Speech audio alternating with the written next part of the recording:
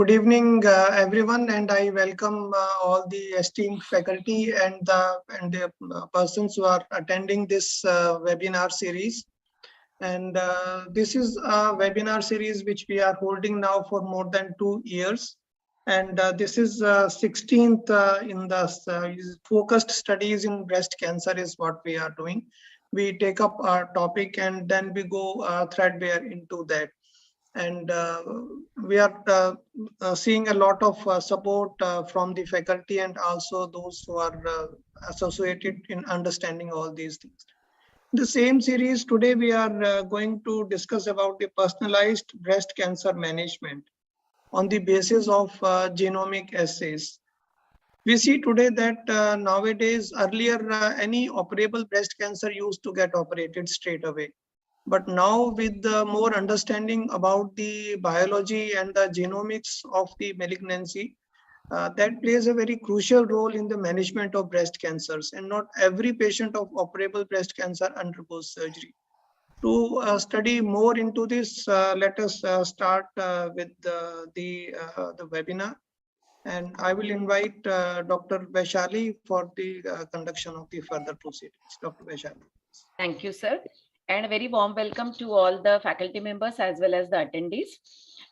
Today we are going to have two talks by our renowned faculty members, and the talks will be followed by a panel discussion.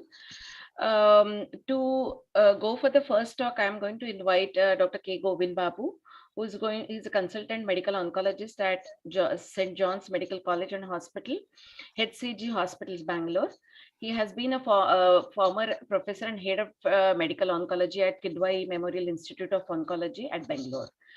He's going to talk to us about genomic assays in breast cancer management, making sense of the available choices. Over to you, sir. Thank you very much for asking me to be on your webinar today. And let me start sharing my screen.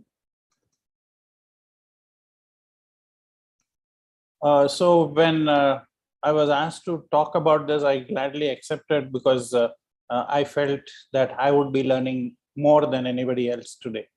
So this is the topic that has been given to me, current status of genomics in early breast cancer, the genomic assays in breast cancer management, making sense of available choices. So greetings to you from Bangalore. And this is going to be the outline of my talk. Just to start off, just to give you a definition of what genomics is and how we have evolved in our understanding of breast cancer. Also define to you what early breast cancer is. Then a little bit about the adjuvant therapy in breast cancer that we have been doing for a long time.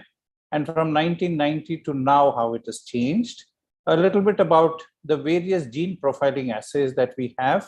And as you wanted me to touch upon, how each one of them compare to each other.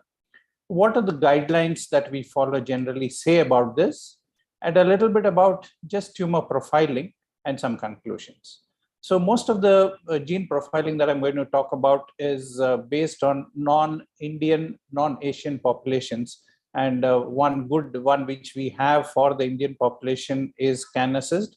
And I will not be touching upon it because I don't want to take any thunder away from Dr. Manjari, who is going to talk next. So genomics means we are looking at the patient's individual tumor biology. So genomics is the study of how genes interact and how they show up in the whole tumor. And genomics and gene expression profiling tools focus on the cancer itself. This is important to remember because now we are looking at expression profiling for the stroma as well. And I will show you some evidence as to why this is important. And these profiling platforms show us how aggressive is the cancer, by which we are talking about the prognostic features of the cancer, and what is a likely benefit from the treatment, that is predicting the response. So we have prognosis and prediction happening with these genomic tools. So to talk about breast cancer and its evolution of the understanding that we have, to start off, breast cancer was just one single entity as shown here. But soon we understood that it's not one entity. We understood that there is something called ER, PR genes that are expressed. And then we started looking at HER2 pathway And a small proportion of this pie was taken by what is called triple negative breast cancer. So this information is based on the immunohistochemistry that we have been doing. But slowly we understood that there was something more than this. And this is one of the first pictures of gene profiling in breast cancer, an important paper that was published by Chuck Peru. And this showed us that we have 5 distinct types of gene expression profiling that can be identified. And today we know that this is luminal A, B, B2 positive, basal subtype, and normal breast. So what is the treatment modalities that we adopt for early breast cancer? Essentially, surgery and radiotherapy look at the local control. Chemotherapy and hormone therapy are the adjuvant systemic therapies that we have.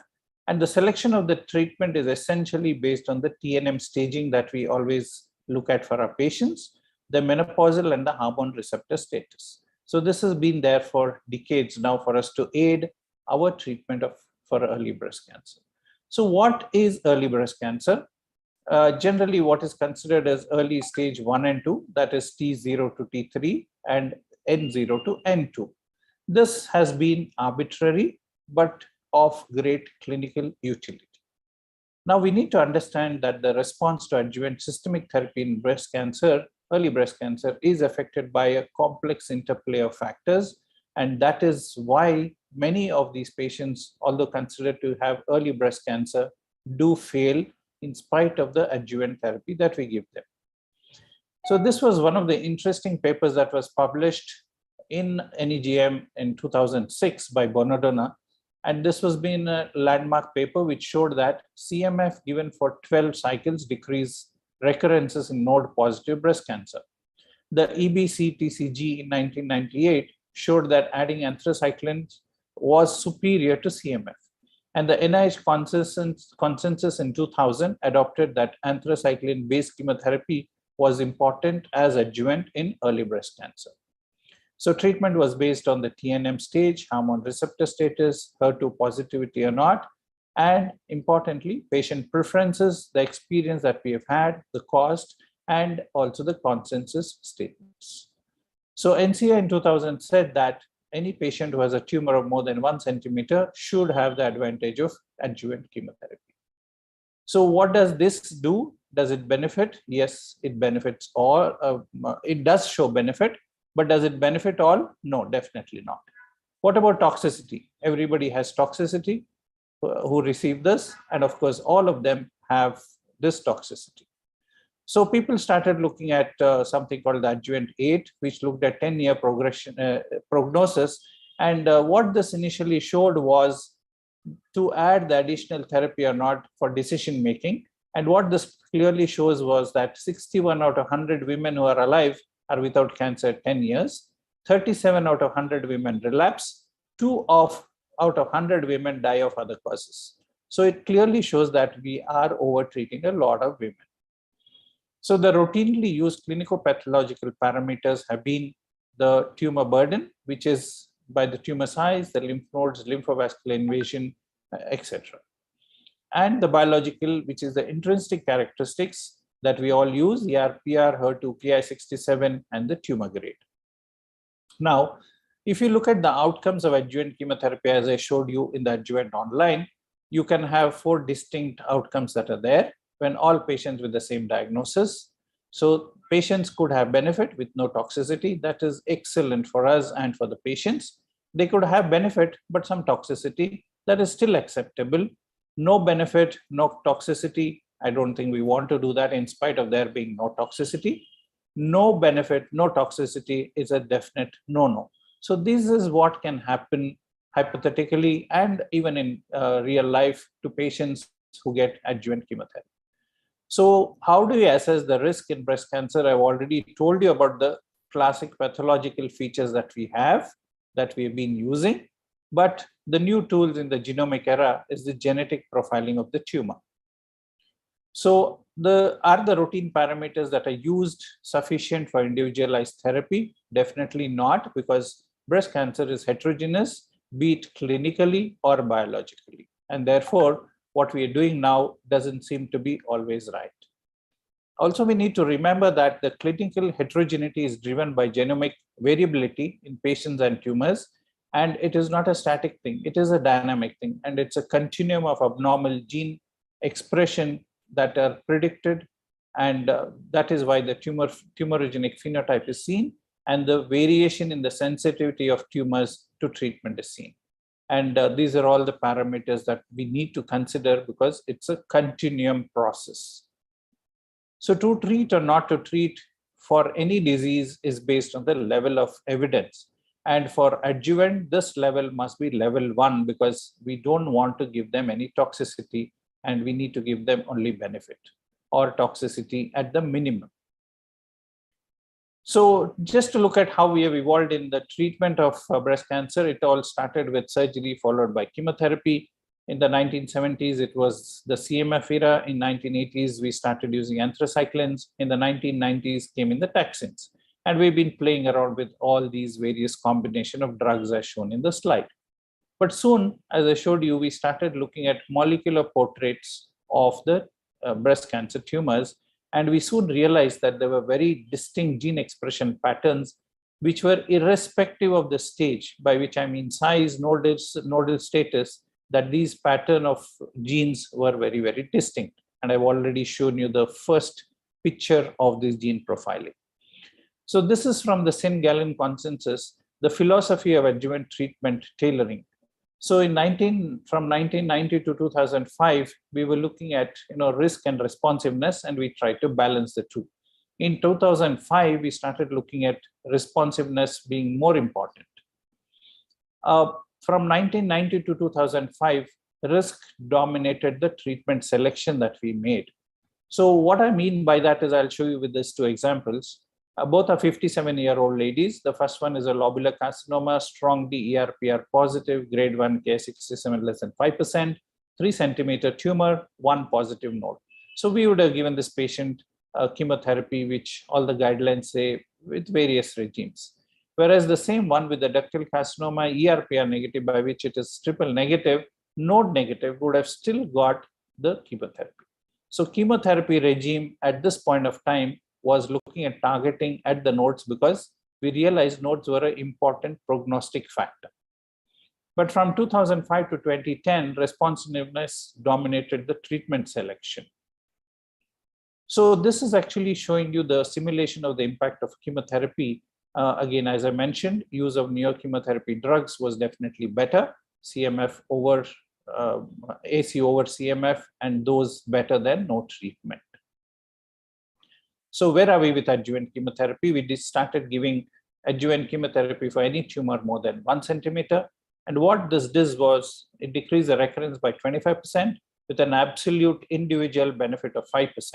So we were over treating 95% of patients. So we started looking if we can do better, and these molecular profiling came. This is because of distinctly two advantages. That is better than existing prognostic criteria. That is all that I've shown you earlier, TNM, histology, etc. And the molecular signatures that came in. Some of the initial ones were the Amsterdam 70 gene and the Oncotype 21 gene that came in, and many more. And I will touch upon each one of them in a little detail for you. So why we are looking at all this, as I told you, 95% of women were getting unnecessary adjuvant chemotherapy. So the question was, who can be spared of adjuvant chemotherapy? So this was the first one that came in, the Oncotype DX. And this is just a brief history. They started started looking at 250 genes, and then they coned down to 21 gene assay. And this was validated in the NSA-BPB14 study. And this paper was published in NEJM in 2004. So what this does is it has different sets of genes. One is the proliferative one is for HER2, and these are actually reference genes, estrogen, invasion, and again, these are reference genes. These are not reference, this is a reference genes.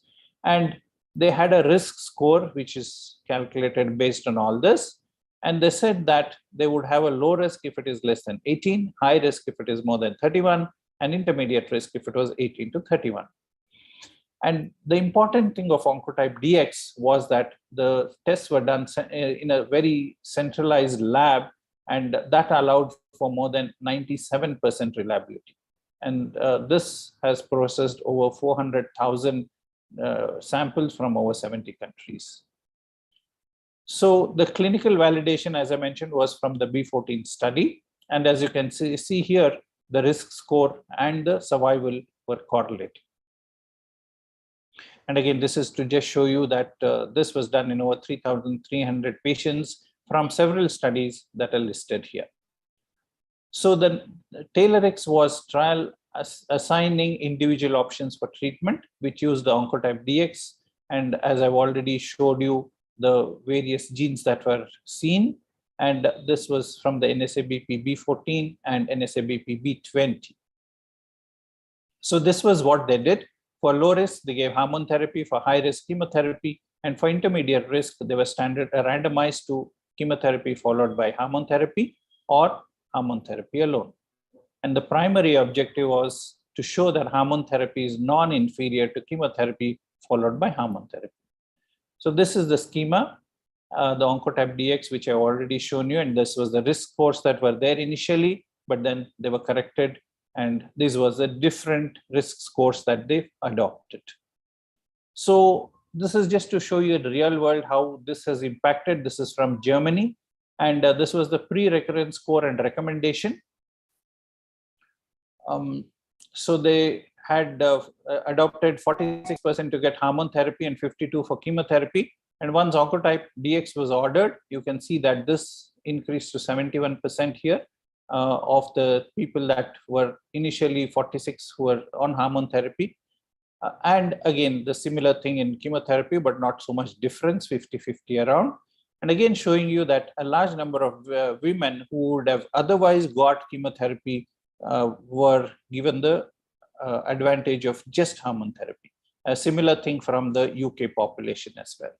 So next, coming to the MINDACT study, which is microarray for node negative disease may avoid chemotherapy. That is the acronym. And again, the basis was to avoid toxicity of chemotherapy. And this incorporated an Amsterdam 70 gene, which is called the MammaPrint. And it was looked at to the potential to avoid chemotherapy in 10 to 20%, validated in 295 patients, follow-up of 8 years. And this is actually the study schema.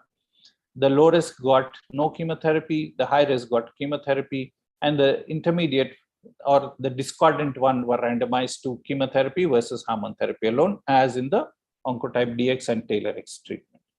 So going back to the consensus of St. Gallen, 2010 to 2015, molecular fingerprint started dominating treatment selection. So again, now looking at 2 patients, molecular profiling showed a luminal A signature, tamoxifen sensitive, MammaPrint low risk, Oncotype DX low risk. See that they have used 2 of these, and I will touch upon that a little later. And this patient, although node positive, bone marrow positive, because of the luminal A signature, got hormone therapy alone, whereas this patient was triple negative with EGFR positive circulating tumor cells, although node negative 1.5 centimeters was assigned to getting chemotherapy. So the other one is the Prosigna PAM50 gene signature. I won't go into details of this. The validation for this again showed you that it was pretty valid in the 4 different types, talking about the overall survival. The next one is EndoPredict. This is another commercialized multi-gene assay that can be performed on the paraffin blocks. It quantifies 8 genes of interest, and EndoPredict with 2 clinical factors, the node positivity and tumor size, is called the EpiClin score. And this EpiClin score classifies tumors into 2 risks: low risk when the score is less than 3.3 and high risk when it is more than 3.3. And remember, all these are talking about distant recurrences. So this is how the various genes in EP and EpiClin are. EpiClin is just EP plus the clinical parameters. And as you can see here, comparing EP score versus EpiClin score, looking at the EP score for 5 years follow-up, there were 49% with low risk, and this is the high risk and low risk shown in 2 different colors here. And 96% of the patients were distant metastasis free at 5 to 10 years in the low risk. And if you look at the EpiClin, this was even better, up to 98%. So EpiClin with the clinical parameters of with EP are much better. So the other one is the breast cancer index, which looked at two specific genes as shown here. And these are both prognostic and predictive for extended adjuvant hormone therapy. And this was done in Stockholm. And they identified two early recurrence groups. They had three groups actually: low risk, intermediate, and high risk. But the intermediate and low risk were very close together when they looked at the early recurrences. And this is late recurrences. In the late recurrences, they found the intermediate and high risk coming together as against the low risk. So there are some minor differences between each one of these gene profilings that we have. The other one is the genomic grade index, which looks at 97 gene microarray signature. And this has been correlated with a smaller group of patients of just over 229. Now, this is an interesting paper that was published, which looked in JAMA Oncology, which looked at comparison of the performances of the 6 prognostic signatures that I've spoken about for estrogen receptor positive breast cancer, a secondary analysis of all the randomized clinical trials. This is the head-to-head comparison is the lymph node negative population. And this is looking at Oncotype DX, breast cancer index, Prosigna, and EndoPredict. This is for low risk, intermediate, and high risk. And as you can see here, for the high risk, the correlation with these gene signatures seems to be even stronger as compared to the low risk or intermediate risk. But it seems that there is some minor variation from each one of these tests that you do, and that's important. When you look at the lymph node positive group, again, these stand out to be quite well validated, either in low risk, intermediate, or high risk, and more so in the high risk. Now, the independent prognostic value beyond clinical parameters are shown here for each one of these tests. The blue one is for the clinical. The orange part of the bar is for what is added on beyond the clinical. And as you can see here, for Prosigna, it seems to be the highest of almost 19%. This is for the lymph node negative. If you come to the lymph node positive, again, the advantage is there, but not as much as for the lymph node negative patients. So genomic assays, yes, it is important. And most of them are prognostic for late and distant recurrences. So what are the practical considerations concerning genomic tests? Is there a need for genomic expression profiling? And what we must remember is genomic testing should be limited to patients with hormone receptor positivity, HER2 negative, early breast, those with 0 to 3 lymph node positive, and genomic testing is not recommended in hormone negative, HER2 positive, and those patients who have more than 4 lymph nodes. I think these are important pointers that we must remember. And which of the available tests should be performed? Each patient should be considered for one assay only. And as I showed you earlier, these tests are not interchangeable. There is existing discordance between genomic tests, and I will talk about what these guidelines say in the next few slides. And how should the results be interpreted? So the tests should not be used to look at outcomes of treatments. If the clinical pathological features are very instructive for a specific type of disease, you don't need to go for this genomic profiling. Patients could not get chemotherapy or not willing to take chemotherapy, then again, you should not do these tests. So these are important practical questions that you need to answer before getting these tests done for your patient. The conclusion from this was the clinical pathological parameters important for prediction of late recurrences, and the genomic assays have shown clinical value for late recurrences. And as I told you, key factors in decision making is to look at the toxicities for endocrine extended therapy and the absolute risk of late distant recurrences and the likelihood of risk reduction with extended endocrine therapy. So I showed you about gene profiling, but there are several other pictures in this puzzle which need to be looked at, and that's what is important. One of the important things which is becoming important now is the tumor microenvironment. especially because it is very closely associated with cancer progression. And for a long time, we've just been looking at the tumor and not the microenvironment.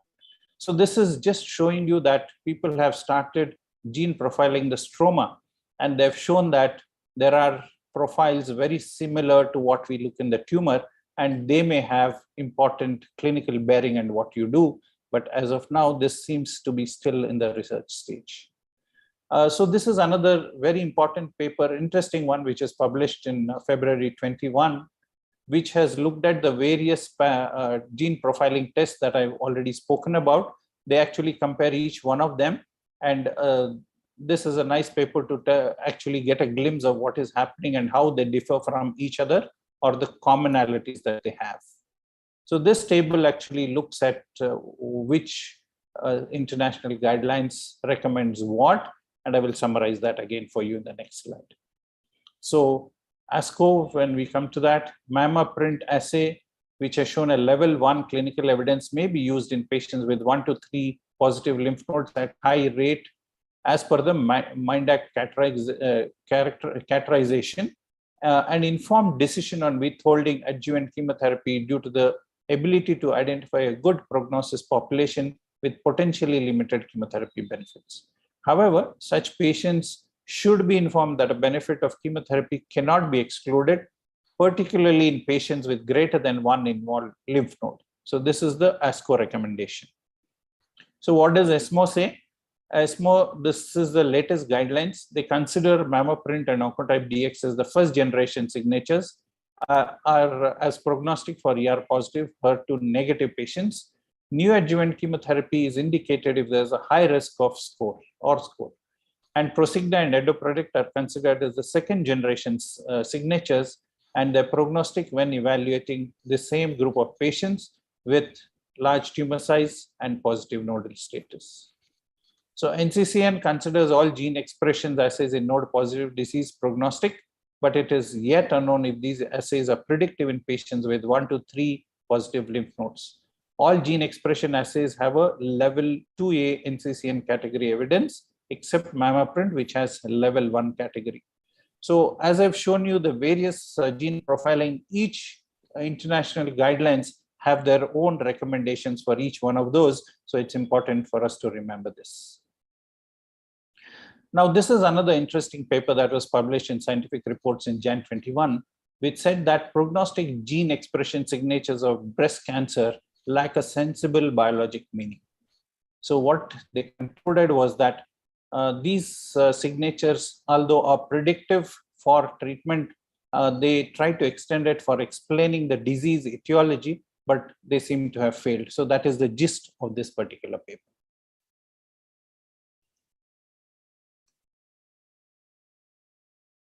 So taking gene expression profiling to the clinic, when will molecular signatures become relevant to the patient?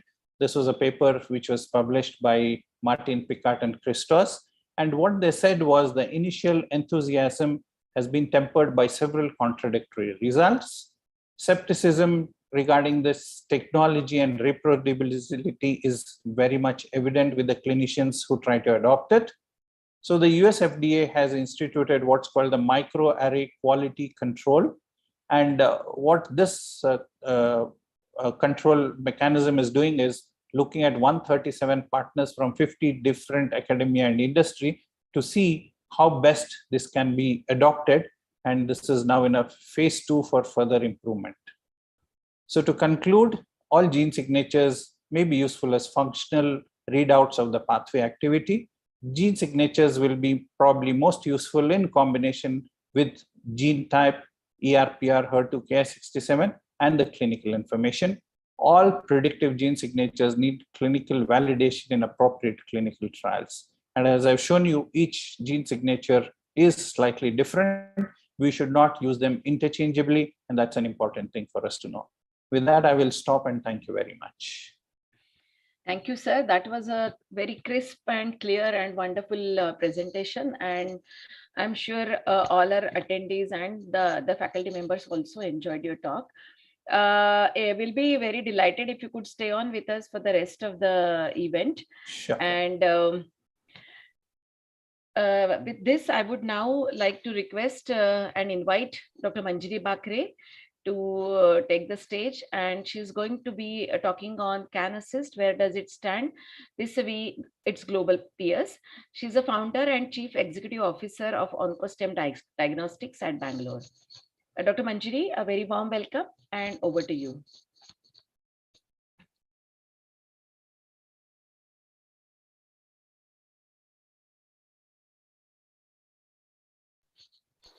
Dr. Manjari, you are mute. Please unmute yourself. Yeah. Can you hear me now? Yes. Okay, perfect. I'll just make my presentation full screen. Okay.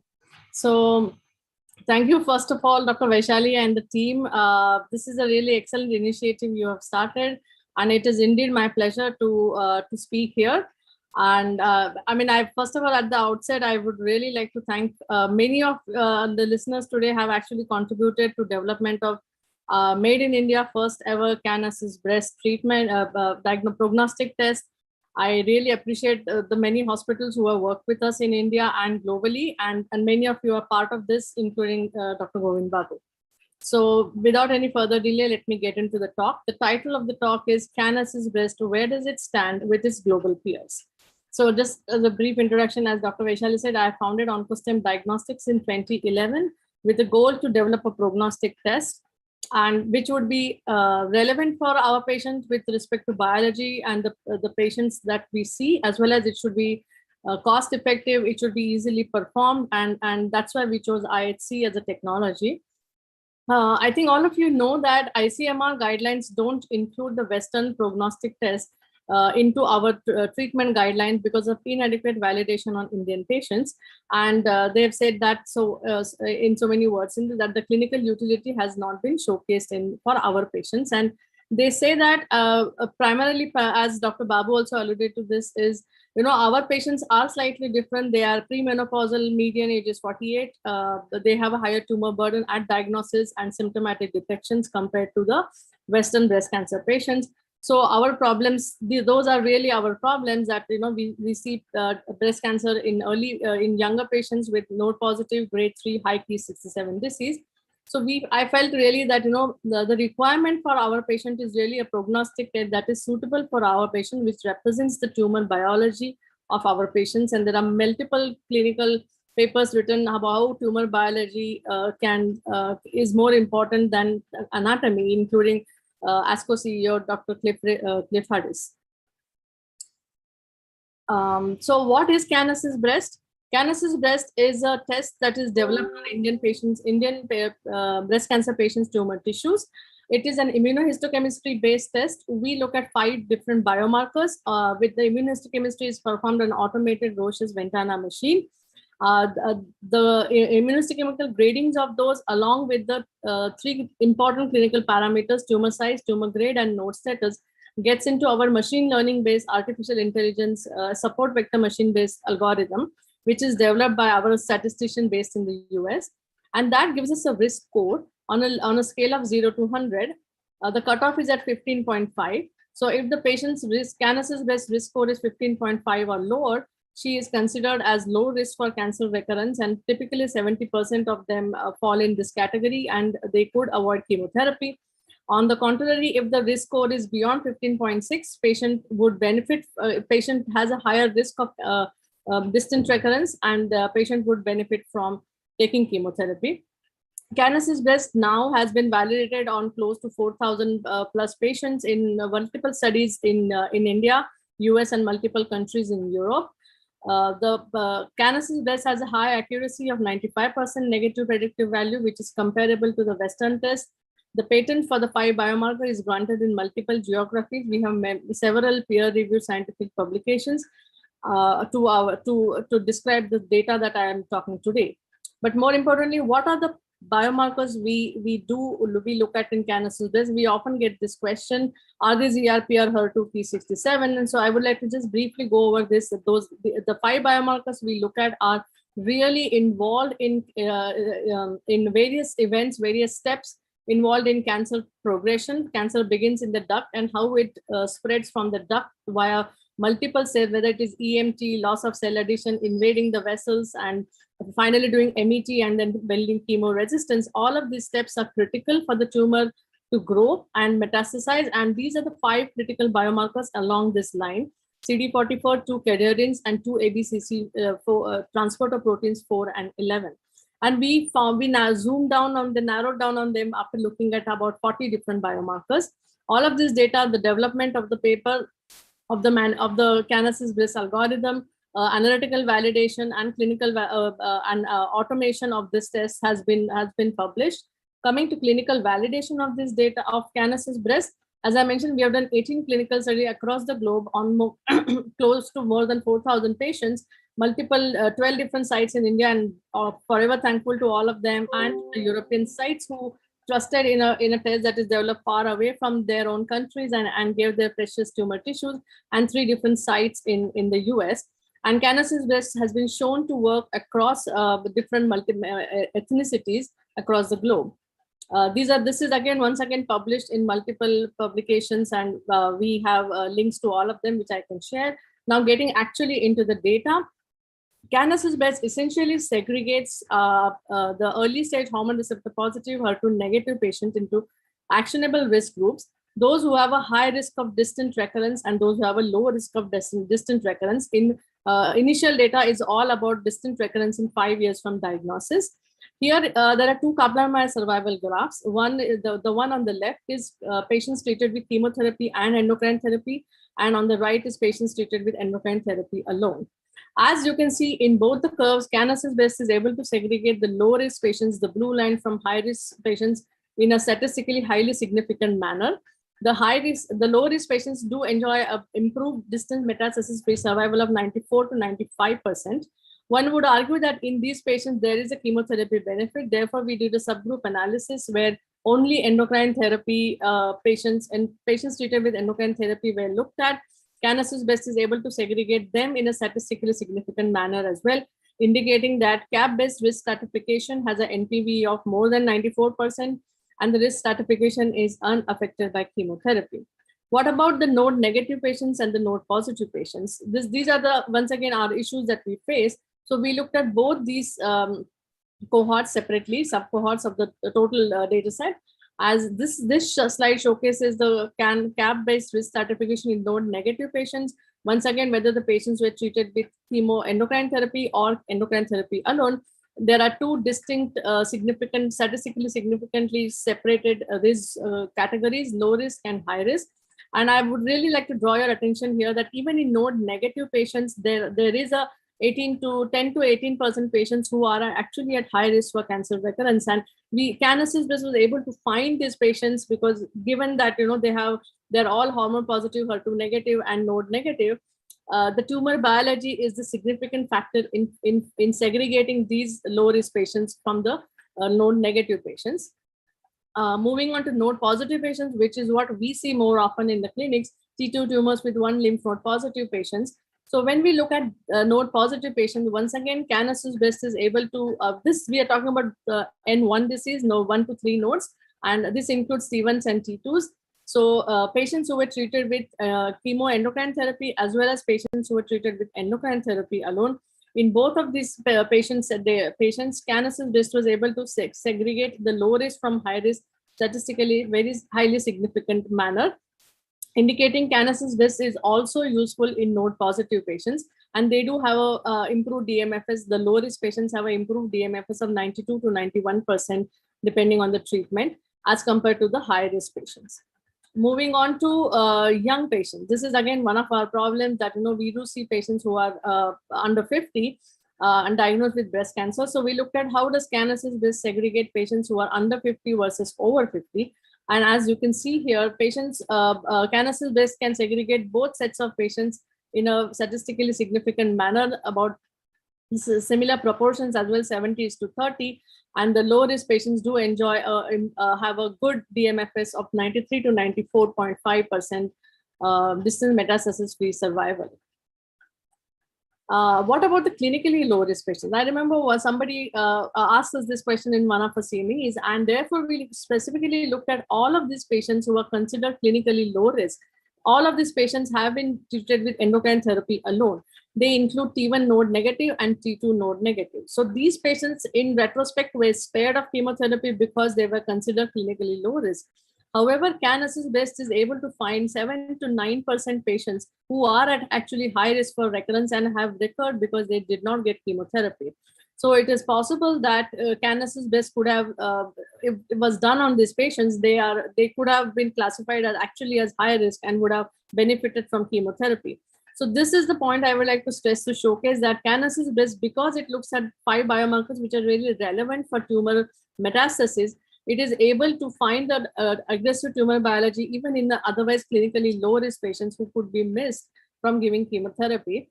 So tumor biology assessed by CanAssist is important for optimal treatment planning. CanAssist not only helps to give chemotherapy, avoid chemotherapy, but also helps to find patients who would actually benefit from chemotherapy from clinically low risk patients as well. We looked at a variety of permutations and combinations of node positive patients. As we discussed, this is our problem, node positive patients. So we looked at node positive patients. How would CanAssist segregate the node positive patients that we see day to day in the clinic, whether they are under 50 or they are over 50, whether they have T1 or T2 disease, whether they have G1 versus G2 versus G3 disease. And it's the same thing in post 50 years of age group also. And just to summarize, we have plotted all Kaplan-Meier graphs, and I don't have time to go through today with all of you on those graphs, but can certainly share with you. What is important is CanAssist was significantly segregating all of these patients into low risk versus high risk. The low risk patients do enjoy a better 90 and above distant metastasis-free percent DMFS across in the low risk category, which is significantly higher than the DMFS in the high risk category, and all of these are statistically significant. This goes to show that CAB risk stratification is significant in all women with node positive disease with T1, T2 tumors and across the histological grades, which you can see here. G1 tumors, in fact, the low risk patients had 97% compared to G2, G3, which had 91%. So this goes to show that CanAssist is indeed useful in node positive patients. So all of this data that I showcase until now is all, as I mentioned, is about predicting risk of distant recurrence for 5 years. We have been itching to find patients data sets who have who have long-term follow-up, 10-year follow-up, and this was absolutely a monumental task in India as well as outside countries in a pure retrospective study. So we were trying to get hold of samples from clinical trials, and we succeeded in 2020. We succeeded in getting samples from TEAM trial. And this is a trial that has been, the TEAM stands for Tamoxifen Exemestane Adjuvant Multinational. This was a European trial conducted over 9 countries, and about 10,000 patients participated in this trial. They were primarily randomized. This was a prospective randomized trial started in 2001. The patients were primarily randomized to either 5 years of exemestane or sequential tamoxifen plus exemestane. And out of these patients, we had a sub-cohort of about 480 patients from the Leiden University Medical Center in the Netherlands. We approached them and they were willing to assess if CanAssist can predict 10-year recurrences in this cohort that they have. So this particular cohort that we received, this trial primarily was 100% postmenopausal, 67% lymph node positive, tumor size T2 greater than T2 were 55%. About 78% patients had been treated with only endocrine therapy, and G2 tumors were 28. So we were really curious. This is the first time we are ever predicting 10-year recurrences. As you all know, hormone receptor positive patients can recur up to 10-15 years, and it is important to showcase this particular information. So we looked at how does CanAssist segregate this TEAM trial cohort. As you can see on this Kaplan-Meier graphs on the screen, the leftmost is total TEAM cohort of 480 patients. CanAssist is able to segregate the low risk patients from high risk in a statistically significant manner. And it was the same was reflected in exemestane and the sequential arm, indicating CanAssist predicts 10-year recurrences in a highly statistically significant manner. Then next, we wanted to only focus on the node positive patient, considering what we see in India. So can we is CanAssist able to predict node positive patients 10-year recurrences? And once again, we looked at only these patients node positive. In all patients in exemestane arm or in sequential arm, CanAssist best is able to segregate the low risk from high risk in a statistically significant manner at 10 years. These are all recurrences at the end of 10 years. So because this was a prospectively randomized trial, we tried to assess if we can showcase any chemotherapy benefit that CanAssist best can showcase in high risk patients. So here we looked at the data slightly differently. We looked at all the patients that CanAssist best called low risk and tried to assess whether they got chemotherapy or they got endocrine therapy only. As you can see in this left Kaplan-Meier graph, these two lines are statistically not significant, indicating when the patient is stratified as low risk for cancer recurrence, the patient does not benefit from chemotherapy. On the contrary, if you look at all the patients stratified as high risk for breast cancer recurrence by CanAssist breast, the low risk patients, the patients who got chemoendocrine therapy certainly benefited a better DMFS compared to endocrine therapy alone. As you can see, this is the survival benefit that one receives by taking chemotherapy, which is only seen in CanAssist breast high risk patients. So now I'm changing gears a bit. Do all prognostic tests perform similarly across different races and ethnicities? I think Dr. Babu once again touched upon this to some extent.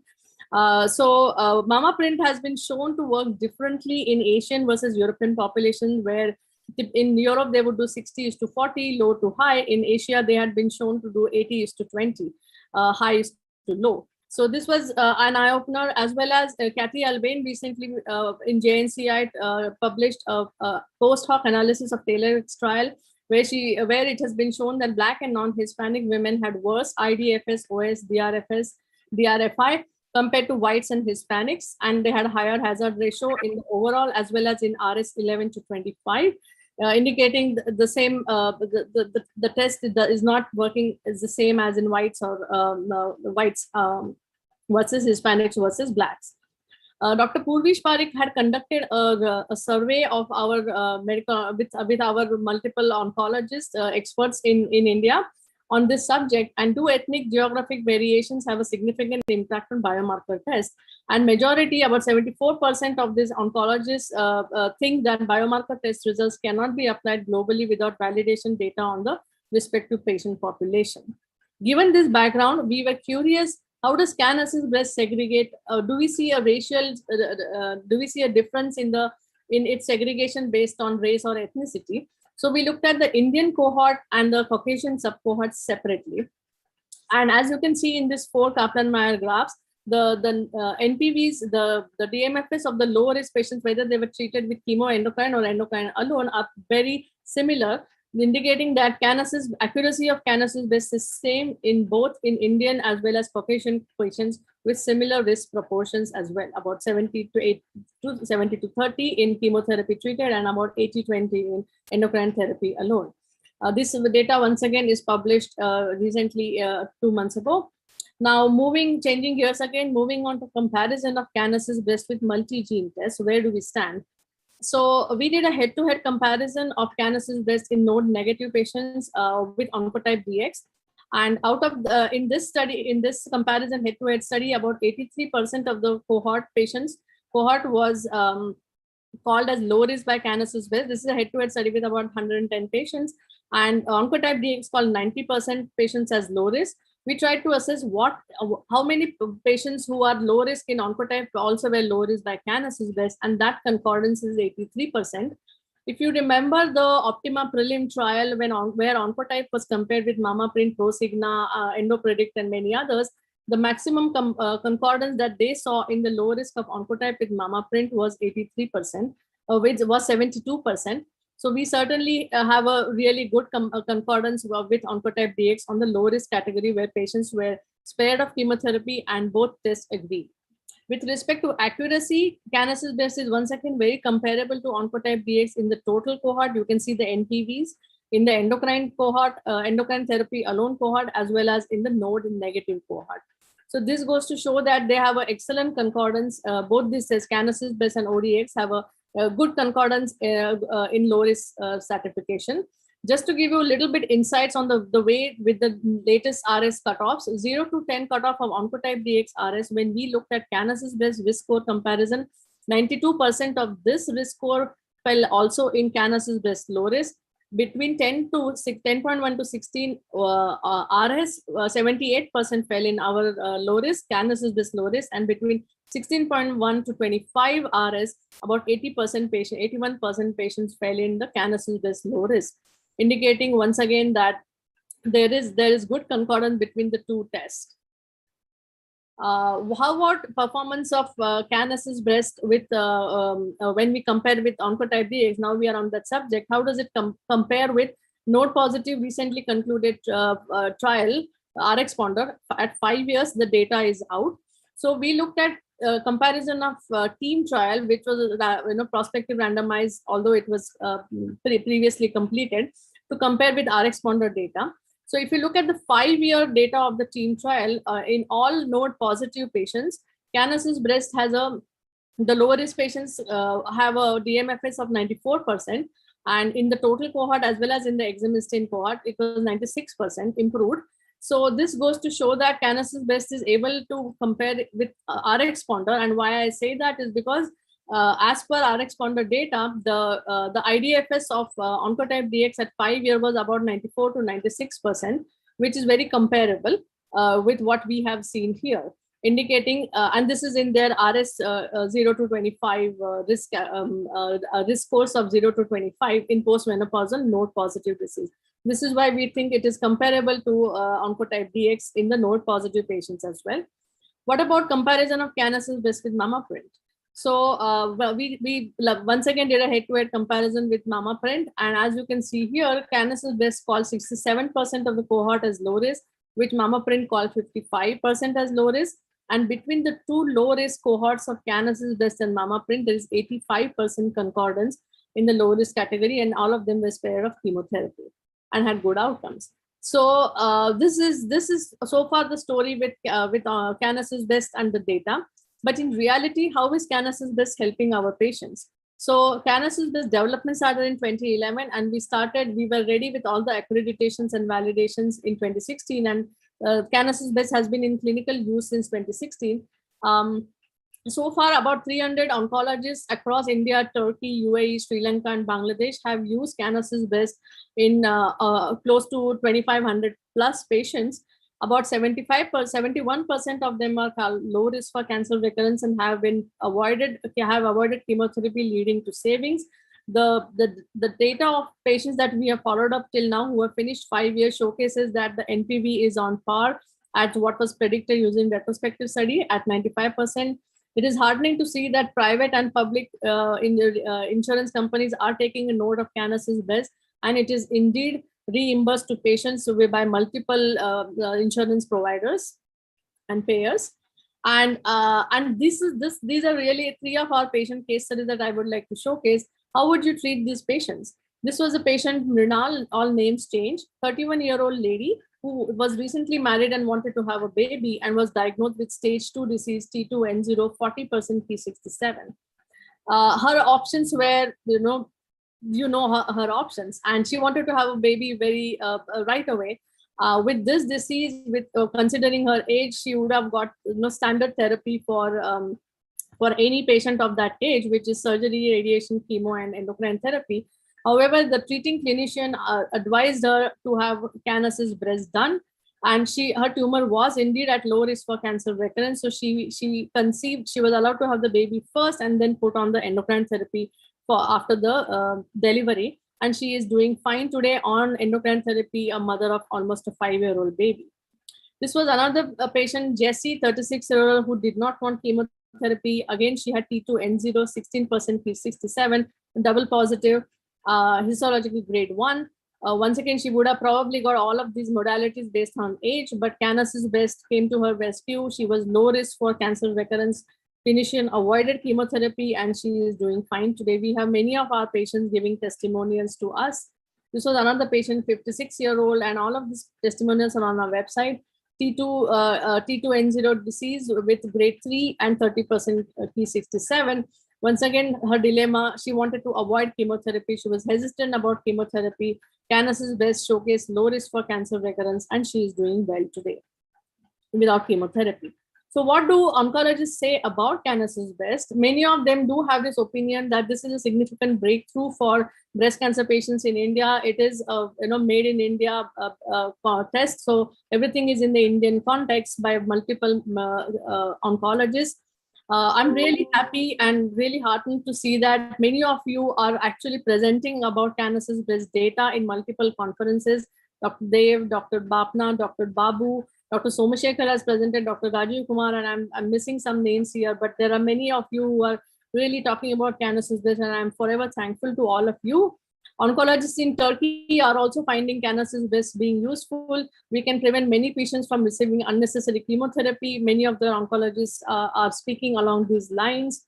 So to conclude this talk, why CanAssist Breast? Because it has multi-country validation. It is primarily developed and validated on Indian patients who are younger and have a disease with higher tumor burden.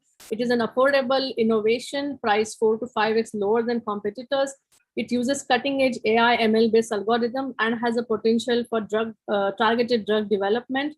It is quality-driven. Our lab is CAP and Enable accredited, and CanAssist Best is CE-IVD and ISO 13485 certified, and we have the fastest turnaround time of 7 to 8 days. So this is the summary. In short, CanAssist Best is a robust, cost-effective IHC-based prognostic test, which works irrespective of cohort differences. Chemo benefit is observed only in high-risk patients. It is comparable to Oncotype and MammaPrint.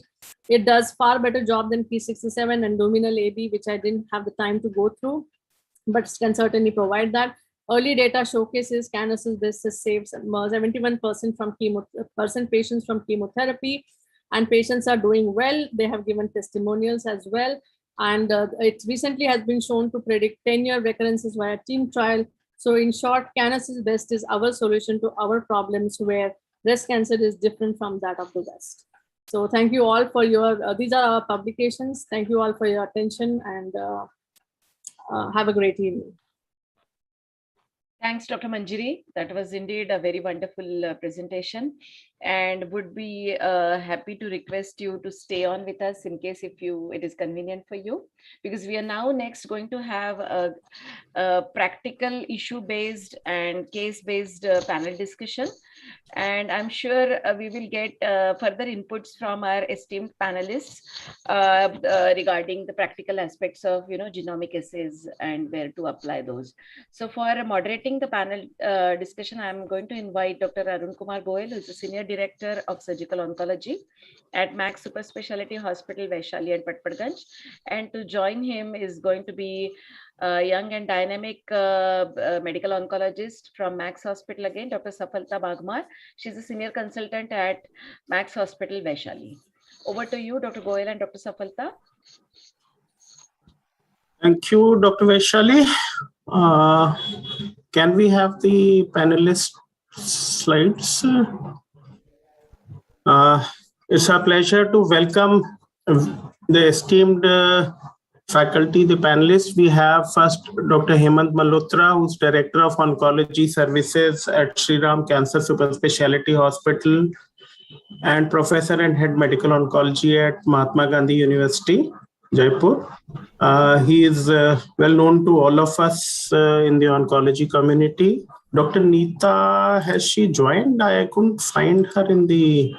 She had logged in, but I think there's some technical issue. She will join soon. She'll join soon, yeah. But we know she's a professor. Her name is not there at this point. Yeah.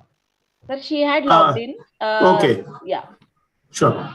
Professor of Surgical Oncology and head of in the breast services at Tata Memorial Center, Mumbai. Dr. Manish Singhal, a senior consultant medical oncology at Apollo Hospital, Delhi. Dear friend, next slide, please. Dr. Vinay Deshmani, again a senior consultant surgical oncology with a focus on breast oncology at PD Hinduja Hospital, Mumbai. Dr. Venkatraman Radhakrishnan, who's professor and head medical oncology at ADR, Chennai. Dr. Shona Nag had to drop out last minute due to some personal issues. So what we would do is, that I will do initial 5 to 10 minutes of discussion, which is of a general nature. And then Dr. Safalta will take over because she has worked hard at preparing cases, and she'll go ahead with the case-based discussion. So before we start discussing on the cases, I would basically like my panelists to give their input on how has been their usage of genomic assays for decision making about adjuvant therapy in early breast cancer. And we will start with the surgical team members first. So Dr. Vinay, can you? Dr. Vinay? Yeah, sorry, Arun. I've been using it for over a decade now, genomic tests whenever possible. ER positive, HER2 negative, lymph node negative. And later on, I also started about 5 or 7 years back with 1 to 3 lymph node positive. And whenever it's affordable, we use it. So in terms of affordability, let us say if you think 100 cases who would potentially benefit from doing this assay, how many of your patients are able to go for this test? About 15. Because I only use Oncotype DX, since the only test I've used over the last decade. Okay. So as of now, only 15% of potential candidates are able to go. That's right. Okay. And now we have Dr. Neeta Nair has joined. Dr. Neeta, hello, welcome. Yeah, hi. Good evening, sir. So I think one thing is that we don't really use genomic tests very regularly. And I think part of it stems from the fact that the IHC4 at our hospital is what we bank on, because our pathologists are some of the leading experts in the country. And I think that if you have excellent pathology, and I think this is where we've come from, and we've differed with a lot of the thought process across the country, is that it really depends on very, very efficient pathology. We have tried to look into it, and we are going to start a study on Mitch Dowsett's score of IHC4 clinical score. Try and look at validating that across the country as one of the easier techniques to do. But that's very cumbersome for a pathologist because it requires the H score. It requires a lot more input from the pathologist per se. Honestly, a lot of our work, therefore, depends on a clinical score and IHC4, really. We don't tend to use genomic tests very often. But if we do, I think we would be turning towards Oncotype DX just because there's a lot more clarity on that in literature. We did look at, when the TAILOR-X results came out, we did look at what percentage of our patients would be eligible for that discussion in the first place. And we found that only about 13% of our patient population needed to have that conversation, because most of them were very high grade, high proliferation rates, node positive, etc. And out of that 13%, I think most of our conversations would be in us. If you have a lady who's much older, who's, I would say, 70 and above, got comorbids, you're anyway not going to give chemotherapy to, I'm not going to waste using a genomic profile there, nor is the medical oncologist on board. But it would be a smaller population of the women who are postmenopausal, 50 to 60, low-grade tumors, where there is a conversation or a doubt in our mind. And I think that's the population that we are going to start looking at, whether we can develop in-house answers for that also. Okay. I would come over to Dr. Venkat Raman. Dr. Venkat? So you are also at a center where the affordability may be an issue. So what is your experience with using genomic tests? Very rare, sir. Less than 1% of our patients. Less than 1% of your patients. And the reason would be primarily financial, or is there any other reason? Financial. Financial. So now coming to Dr. Malhotra. Yeah, I'm here. Sir, you have moved from purely government center to a private facility. So in terms of usage, do you think there's a change in utilization or? Arun, I think there are subsets of patients in which the decision making is absolutely clear, Either you are sure that no chemotherapy is needed, or you are sure that chemotherapy is needed. But there is also this about 20% of patients in which you do want some other inputs and some help in deciding whether chemotherapy should be given or only endocrine therapy should be given. Yes. And in these 20%, you need a molecular assessment and a test like one of the important ones or one of the Indian ones. And I have in the past been using more and more of these molecular tests. And I'm happy to tell you that 75% of the times when I use the molecular test after discussing with the patient and the patient's attendants and the validation of the test at the international level, they opt for the Indian test. And we have now, I think, double-digit numbers of the CanAssist test from my center, and it has helped in quite a few patients and quite a few very literate, very alert, very aware, and VIP patients. So can I ask a follow-up question? Let us say a CanAssist test or other tests, they prognosticate into low risk and high risk. But can we define a risk of recurrence over, say, 10 years, which would be comfortable for you, below which you would be happy avoiding chemotherapy? So question to me again? What would be the risk of recurrence, say, over a follow-up of 10 years, below which you would be happy avoiding chemotherapy or thinking of avoiding chemotherapy? So again, if the risk of recurrence over 10 years is less than 5%, then I would be happy to avoid chemotherapy. You know, in this whole process, what is the most important thing is that you need to sit down with the patient and the patient's attendant and explain to them that this is the decision we are making and this is the reason why we are making this decision. And in case there is a recurrence, you will kind of not feel and not blame the treating center that why was I not given chemotherapy. So that is a must which has to be done and documented in the patient's files. Okay. Dr. Manish. Hi, sir. Hi, Dr. Manish. So you represent a center which sees probably some of the most well-to-do patients. So I would not talk about affordability here, but let me say again, what is the risk level, say over 10 years in terms of recurrence, where below which you are happy to avoid chemotherapy? So, sir, I think the risk of recurrence is also a function of the age, because we are basically discussing this in the respect of whether the patient requires chemotherapy or no chemotherapy. Yes. So age is a very important factor, and if the patient is where's this noise coming from? Yeah, please. Yeah, okay. Yeah, Manish.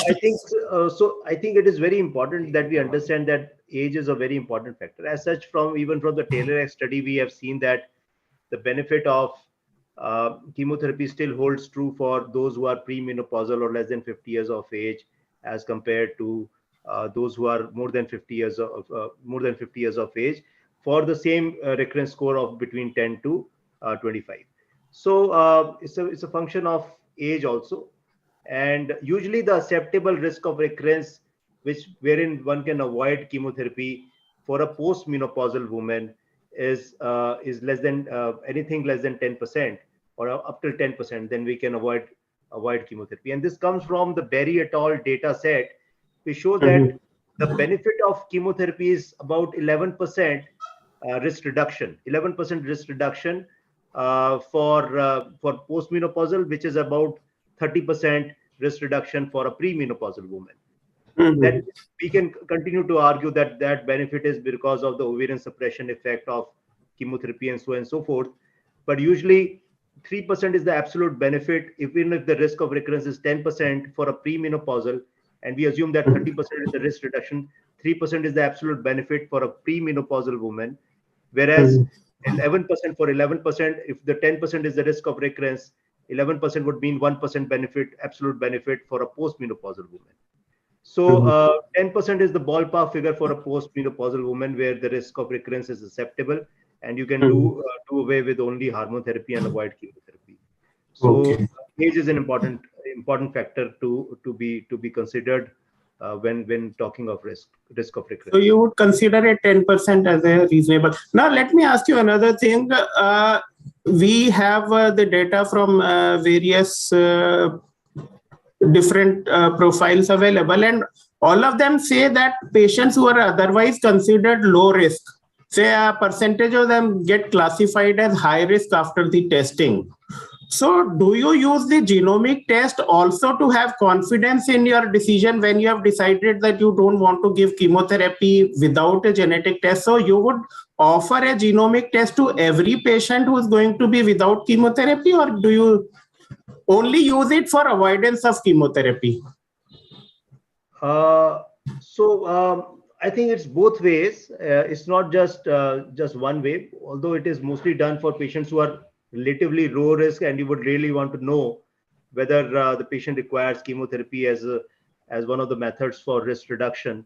But it is both ways. In case they are tested positive and you were expecting it to come negative or less than 25 and it comes out to be higher, then you are very sure that the patient requires chemotherapy. As a matter of fact, 3 years back, there was a ISMO publication for patients who were tested more than 25 on the risk of recurrence, and they showed that how these patients actually fared with the use of chemotherapy. And you would be surprised to know that the quantum of benefit was almost to the tune of 15 to 20% absolute benefit with chemotherapy in patients who tested more than 25.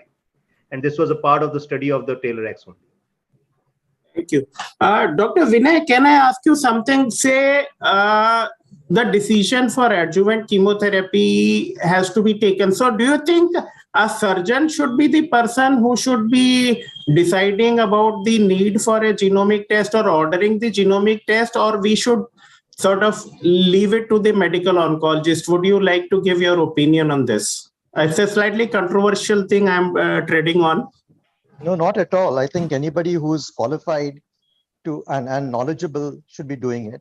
I'm extremely happy to make these decisions and discuss them at length with my patients, before I even pass them on to my medical oncologist. And I think there are 3 groups of patients. There's a group of patients who will take chemotherapy even for a 1% benefit or for an emotional benefit. So that goes out.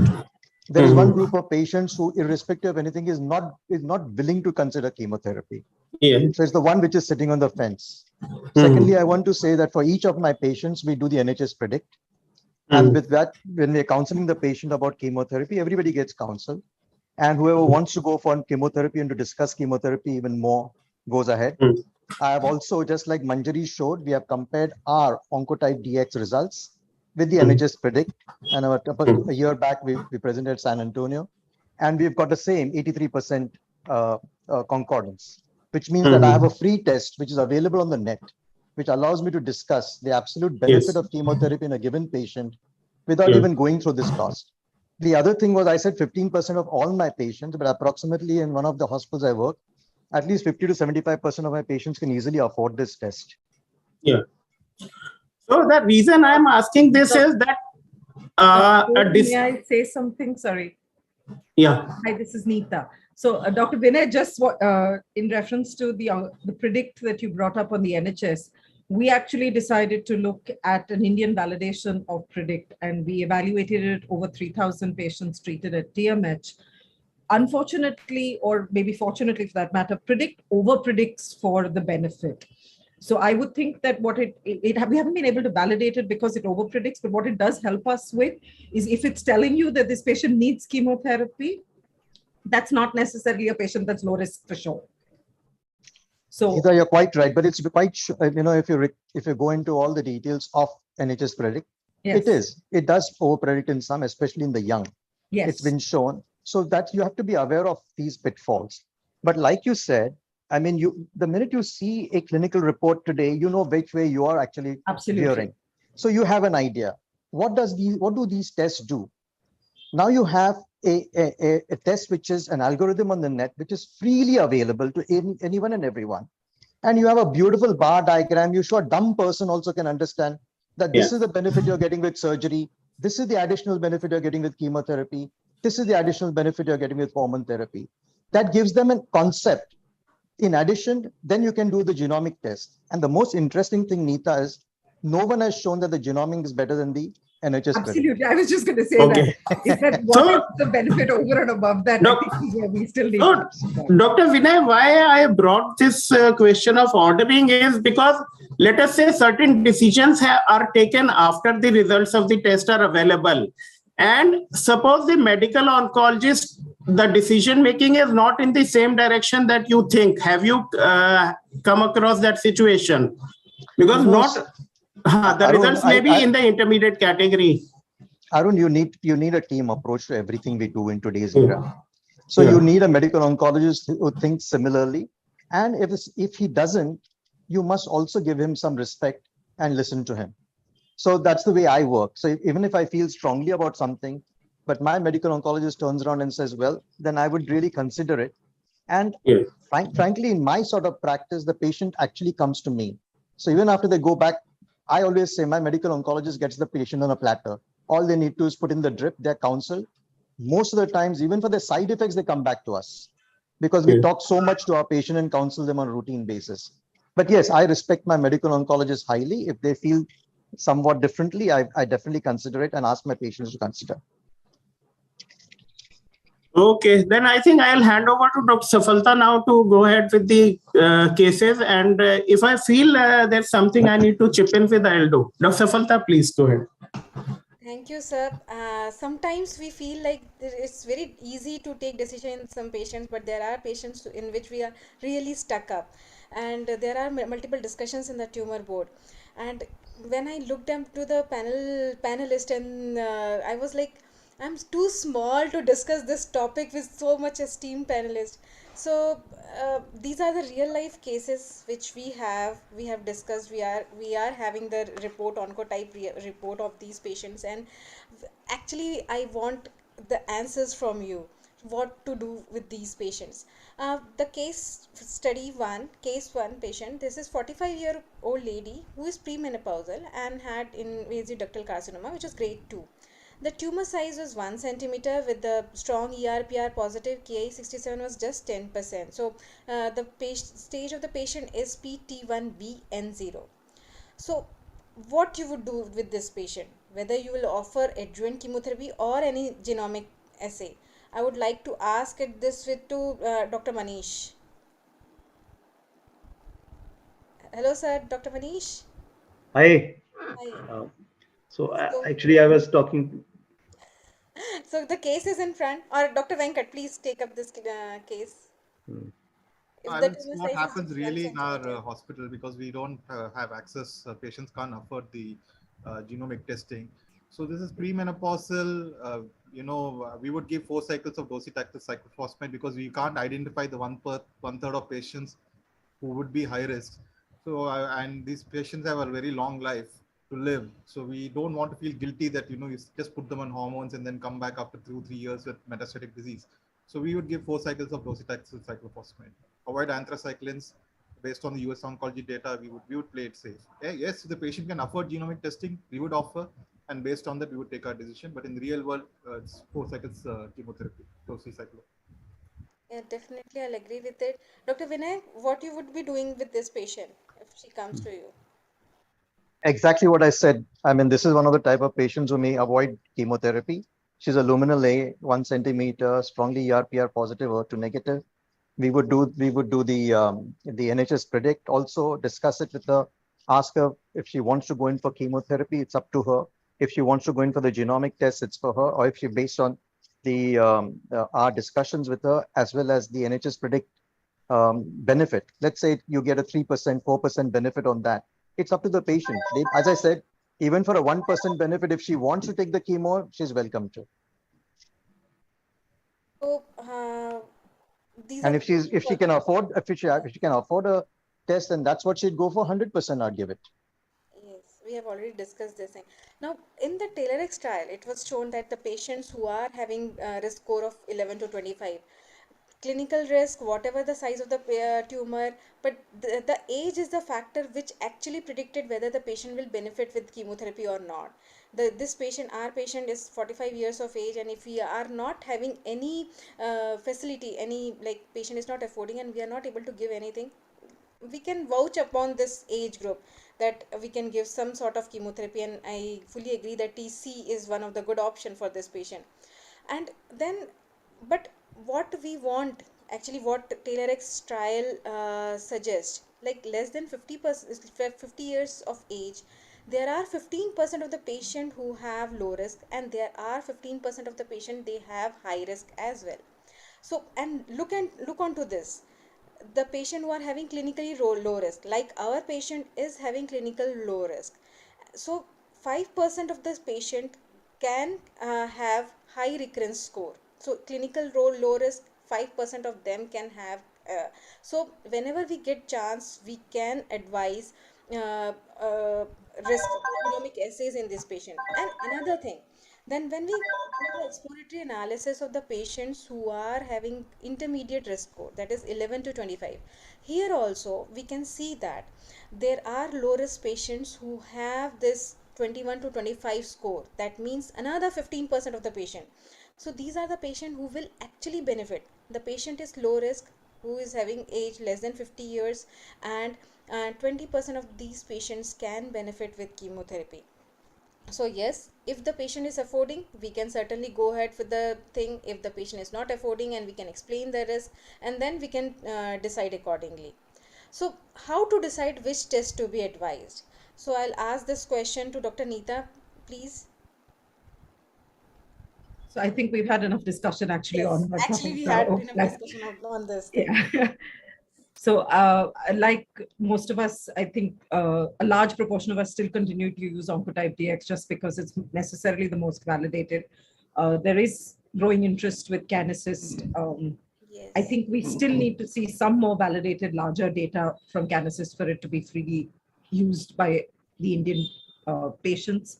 But if one was to advise a test today, I think Oncotype DX still carries Yes. the highest level of evidence today.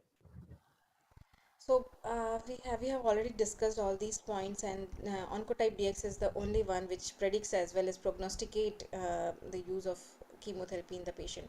So we have advised this patient Oncotype DX, and the risk recurrence score was 17. So how to go about it? What will be the further management? So I would like to ask this question to Dr. Hemant. So what we will be doing with this patient then? Hello, sir.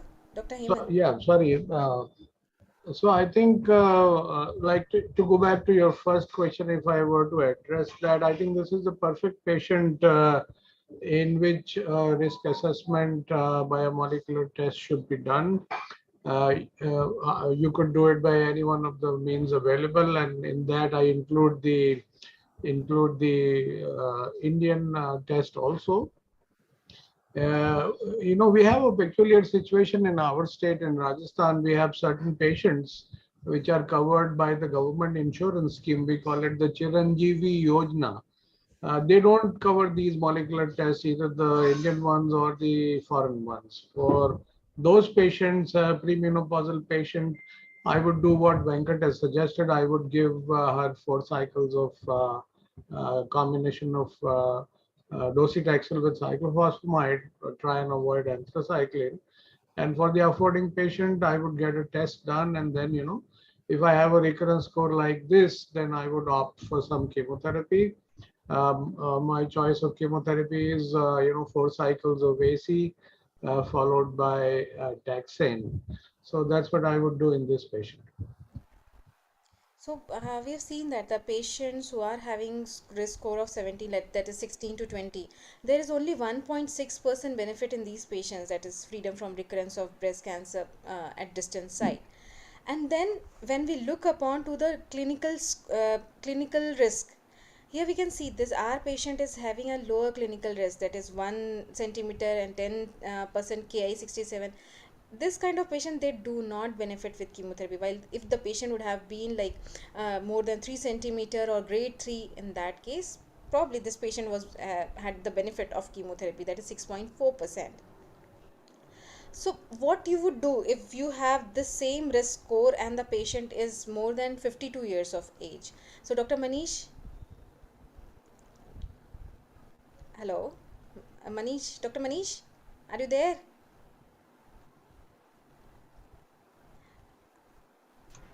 Dr. Vinay? Well, in both of these, I wouldn't use chemotherapy. I mean, if I'm going to do a test and I'm not going to follow it, I won't do it. Okay. So in both of them, you are going to give chemotherapy, Hormone therapy. hormone I'm therapy. not going to give chemo in both. Yeah. So we have seen that the patient, basically what is the role of chemotherapy, we don't know. Actually, when same age group patient like 46 to 50, with when the patient is having pre-menopausal, then there is benefit of chemotherapy. But if it is post-menopausal, then there is no benefit of chemotherapy. That means probably the role of chemotherapy is ovarian suppression. Now 40-year-old lady, there is no role of chemotherapy as such, because this patient, a 40-year-old lady, will not achieve ovarian suppression with chemotherapy. And the perimenopausal, that is 41 to 45, in which 4-5 cycles or 6 cycles of chemotherapy will give ovarian suppression, probably they are the people who will be benefiting. So this is how it is, like a patient who is having who is 52 years of age, postmenopausal, yes, we don't have the benefit of chemotherapy. And a patient who is having 40 years of age, probably she is also not going to benefit with the chemotherapy. Now coming to the case 2, she is 52-year-old lady, lobular carcinoma. Sorry Now to the interrupt. tumor size is 5.5 Dr. centimeter, Sapalta? who is strong ER/PR positive. Ki67 is 25%. So this patient is PT3N0. Now, Sapalta, can I just add? yeah, Sorry, for the previous case, okay. if you go by the NCCN recommendations for a premenopausal woman, NCCN actually gives an option of chemotherapy in patients who have a recurrence score between the 16 to 25. They're premen. It says you can give endocrine as well. You might have patients who would read the guidelines and come and say that, so you're not wrong in giving chemotherapy to women. Yes, but you'll have to tell that the benefit is 1.6, and who are the patient who will actually benefit. We'll have to tell. Sapalta, the NCCN guidelines also tells you to do ovarian suppression also as a treatment option. Yes, because we don't know the benefit, the limited Okay, benefit which we both the have options. is It's because odd. of ovarian suppression or chemotherapy, which is ultimately causing ovarian suppression. But your patient is actually at 1 centimeter, exactly at 1 centimeter. Now that's quite NCCN takes it's not 0.5. that common, and you have to also take into account that the risk of recurrence is about 8% for every centimeter of the tumor. So that's her overall risk, and with the profile that she has, it's about 8%. And even if chemotherapy is done in a premenopausal woman, the overall risk reduction is about 27%. Of 8% is like 2.5%. So that is exactly what is going to come out of it. So as I think Dr. Vinay has said, it depends on the patient whether they would like to take chemotherapy for that risk reduction. Yes. Quick to interfere, yeah. Please So continue. if I have the patient who is premenopausal, or I would err towards giving chemotherapy in these patients actually. So now the second question, second case. This is The question is, in that risk group of 17, can you achieve the same aim by doing an ovarian suppression and not do chemotherapy and just do ovarian suppression and hormone therapy? so actually there have been debate. In fact, in 2021 ASCO, there was a debate on this topic, and they haven't come up with this thing. But yes, uh, we actually can give an option to the patient that ovarian suppression is one option, but we don't have a study head-to-head trial which is comparing this thing. When we give chemotherapy to the patient and another patient we are giving chemotherapy or immunosuppression or ovarian suppression. By the way, this is going other way around. Can we hack others' mind? Maybe Dr. Vinay, Dr. Nair. Sorry, on this case? On the previous case, sir, ovarian suppression plus hormone therapy or versus chemotherapy followed by hormone therapy? I think I'm just happy doing hormone therapy for her. I mean, hormone therapy means tamoxifen alone. Yeah, tamoxifen alone, that's fine. Yeah, even I'm very happy doing tamoxifen alone. I'm not saying out of guidelines, but your gut feeling also tells you what needs to be done. I have a very luminal this is 10%, and of course the patient takes the final call. But yeah, as a treating doctor, that is what you would want to do. You would want your patient to take that decision. Okay, take tamoxifen. That should be good enough. We are in a very contradictory era. We talk about guidelines, and then we talk about individualized treatment in this thing. I mean, it just doesn't fit in, doesn't it? I mean, are we individualizing treatment, or are we generalizing treatment? I think we've got to sort that out. I think today we are in the era of individualization. So guidelines are general guidelines as a thought process. And an individual patient, I think a patient has a right. Zero benefit also, if she wants to take for emotional reasons, should take it. Dr. Safalta, I remember one study, and it was done by on American women, that for a 1% benefit, how many American women would take chemotherapy, for a 5% and then for a 10%. And you'll be surprised that even for a 1% benefit, 50% American women said they would like to take chemotherapy. Yeah, I once had a lady who had a 1% benefit, and I was very happy, and I said, well, you're maybe one of them who can avoid. And this was quite some time ago, maybe about 15 years back. And she turned around and said, no, my daughter said, you have to take it. I'm going to go ahead and take the chemotherapy.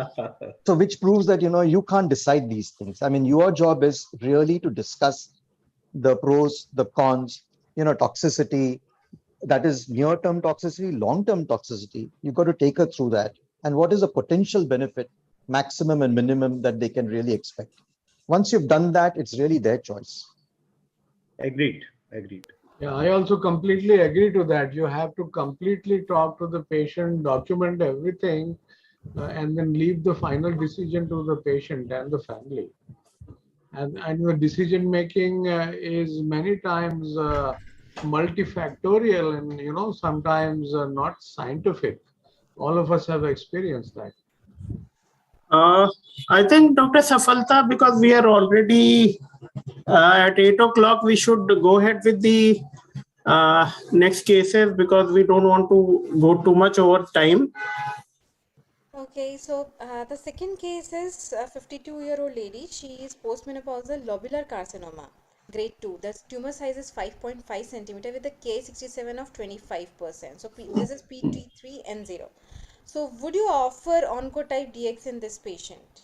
I think we can sort of generalize this question a little bit more, that in non-ductal histologies, what is the faith we should have in genomic assays? So we can take lobular and other uncommon histologies. So maybe we can have answers pertaining to that broad issue. Starting with, say, Dr. Hemant, maybe? Yeah, I mean, I would actually, even though the histology is different, I would approach it the same way as other breast cancers, as IDCs. Like if this was not a government reimbursing patient, this would be again an ideal case for asking for a genomic testing and making a treatment decision or suggesting a treatment decision based on that. Dr. Manish, would you like to comment on this patient? Will you be doing any genomic assay? So Dr. Safalta, can you speak a little closer to the mic? Your audio is very faint. Thank you. Dr. Manish, what is your comment on this patient? Whether you would be going to do the oncotype DX or any other gene assay in this patient? Dr. Manish seems to sort of get busy on the side. Dr. Venkat and Dr. Vinay, we could ask. Dr. Venkat. We know T3 tumor in Indian patients, I wouldn't offer, I would give them chemotherapy. Dr. Vinay, would you? Yeah, of course I would. I would offer it. If the patient so you feel that a T3N0 patient has the possibility of avoiding chemotherapy? Absolutely. It's the biology of the disease much more today than the T size. Okay, that's wonderful. So, like in this patient, Ki-67, we see a patient with a 5.5 centimeter tumor mass and then Ki-67 of 25%. It feels like this patient is having a bit of aggressive disease. Now, there was a data in which it was analyzed that the patient who are having Ki-67 of less than 40%, they did well and it was almost comparable to the patient who are having Ki-67 of 0 to 10%. And even in the study Genomic Oncotype DX, the patient who are having Ki-67 between 10 to 40%, even if the score is low or intermediate, they have done similar. So Ki-67 of 40% is the can be considered as cutoff, though we know that it is not standardized and it should not be taken, but it actually gives a feeling because we are also dealing with other tumors. And yes, we see that the patient who are having age of 50, even if the patient is having age of 50, 15% of these patients they have low recurrence score, 15% of these patients they have high recurrence score as well. So there are patients, and we can see here that there are patients, almost 10-15% of these patients they have low clinical risk and they are having high recurrence score. So if affordability is not an issue, logistics are not an issue, we should advise Oncotype DX or any other gene assay in these patients. And here we can see that it is showing that chemotherapy benefit is there in 10% of the patient. Actually they land up in the high recurrence score with the age is more than and we advised Oncotype DX in this patient and the recurrence score was 16. So how will you treat this patient? Do we have Dr. Manish back with us? Okay, so Dr. Neeta, can you please take up this question? So I think it's exactly what Dr. Vinay said earlier. You don't ask for a test unless you plan to use it. We test invasive pleomorphic. Even though she's a T3 tumor, she is low grade, it got a low recurrence score. Then you use the result of the test. Yeah. And you avoid chemotherapy. So this is the patient who is postmenopausal, and definitely we can avoid chemotherapy in this patient. But then this is lobular carcinoma. So as Dr. Hemant also said that he takes lobular carcinoma as a ductal carcinoma, and there is also a data about it. Like the patients who are having lobular carcinoma, they have more possibility of getting a lower risk score, but whatever be the risk score, then the patient, if the patient is having a risk score of between 18 to 25, these patients will do exactly the way ductal carcinoma patients will do. So yes, we are having a more probability of getting a lower risk score, but whatever be the score, the patient will be doing as that of the ductal carcinoma. So what is your experience with other subtypes of breast cancer, like tubular, mucinous? So can I ask this question to Dr. Dr. Govind Babu is here with us? No, he had left. Okay. So Dr. Vinay, can you please take up this, because you are having largest experience with this along with Dr. Neeta about. I have a very standard thing. It doesn't depend on the subtype. If it's a ERPR positive, HER2 negative, lymph node negative with 1, 2, 3, I always discuss the Oncotype DX. Okay. Actually, Dr. Safalta? Yeah. Since Dr. Vinay has been using it regularly for 1 to 3 node positive patients, are other medical oncology like Dr. Hemant, Dr. Manish, are they using it for node positive patients?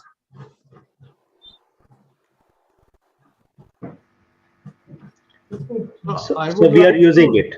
We use it for postmenopausal women. Yes. 1 to 3 node positive. 1 to 3 nodes positive. Yeah, so I also agree with that. We do use it even for node positive patients. Okay. Particularly postmenopausal patients. So you are happy avoiding chemotherapy in that group also? Yes, yes. Okay, so that's wonderful. And can I just have a comment from Dr. Manjari? Is CanAssist breast, whatever data validation is available, what about non-ductal histologies? Are there patients?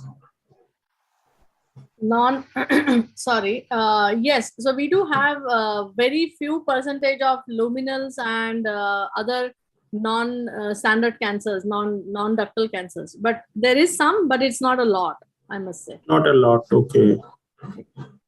But definitely luminal is there. I mean, sorry, this Lobular. lobular is the most well represented. And you have analyzed that data separately if the test is performing equally in that group? I can look it up again. I need to remember how many, but if at all we can do this, we can only do this for lobular, since that's yeah, for lobular, yeah, sure. I'll look at it and send it to you. Sure. Okay, please. Yeah. So we are heading towards third case. If the time permits and if other agrees, we have a multicentric tumor, 65-year-old lady who is postmenopausal, and the the size of the tumor 1 is 4 centimeter, size of the tumor 2 is 1.5 centimeter. All these other markers that was done in tumor 2 only. She is strong ER positive, but PR is 0, and the Ki67 is just 5%. So this is multicentric, P2 2N, and sentinel node is negative. The histological grade is 1. So what you will do with this patient? Like we have 2 tumors. Whether you will get all the ER, PR status and HER2 and Ki67 in all the tumor that is there in multicentric patients. Dr. Manish? Dr. Manish has gone. Yeah, no, I'm there, but actually I might doing my OPD also at the same time. So it's a 1 to 4 centimeter tumor, and there's another tumor which is another tumor. So there are multicentric disease, and the ER is strongly positive, the PR is negative, and the Ki67 is 5%, as is true for a lobular carcinoma. So you want to know whether I'll be doing a oncotype DX in this patient? Yes. One thing is whether you will be assessing the ER/PR status Ki67 in all the tumors that are there in multicentric disease, as well as the oncotype DX about this patient. Well, yes, ideally you should be doing your tumor marker or your all hormone receptor status in all the tumors which are there. Yes. It's not that you have to do only in one tumor. As a matter of fact, even if you just to do an oncotype DS in a patient like this, they do in both the tumors free of cost for the second tumor. They don't charge you extra for the second tumor. And so it's like that. So in case one judged to do oncotype DX in this patient, the second tumor will be tested free of cost. Okay. So if there are 3 tumors, then that's a very rare scenario. Of course, that is a possibility, but that's a very rare scenario. Okay. And one would, I think they would still do it. So I think we can go to the results, Dr. Faltaya. Tumor 1, which was 4 centimeter, the Ki67 and the oncotype score was 15, while the tumor which was 1.5 centimeter, the recurrence score was 28. Now, how you will manage this patient, Dr. Venkat? Okay. I think you have to discuss with the patient postmenopausal. I would err only on the side of giving hormones. The second tumor is small. I probably avoid chemotherapy, but as I said, it's not simple. It's 28. You're tempted to give chemotherapy, but the absolute benefit, looking at the age and the menopausal status, I would just give hormones. Dr. Hemant, how you will treat this patient? Yeah, I think I would tend to agree with Dr. Venkat. Probably do the same as what he suggested. Dr. Hemant, that if she's a very fit 65 and has a life expectancy of around say 20 years based on her fitness, I would certainly give chemotherapy. And what will be that chemotherapy? A full AC followed by 40, 4 AC followed by 40. Why not? Okay.